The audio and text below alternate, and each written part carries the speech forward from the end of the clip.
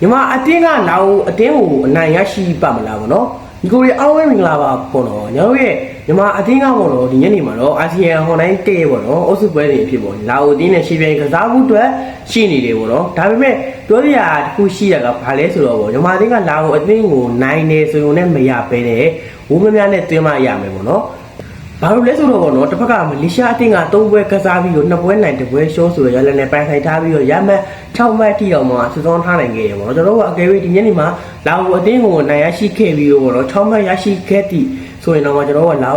ဦးအတင်းကိုဂိုးအများကြီးသွင်းနိုင်မှာရမယ်ဗောနော်ကျွန်တော်မလေးရှားအတင်းတက်ဂိုးပို့သွင်းမှရမယ်ဗောနော်ဘာပဲဖြစ်ဖြစ်ပါကျွန်တော်ညီမအတင်းတော့ကဒီညနေပွဲတော်လေးကိုအရေးကြီးတယ်လို့ဆိုရမယ်ဗောနော်ညီမအတင်းက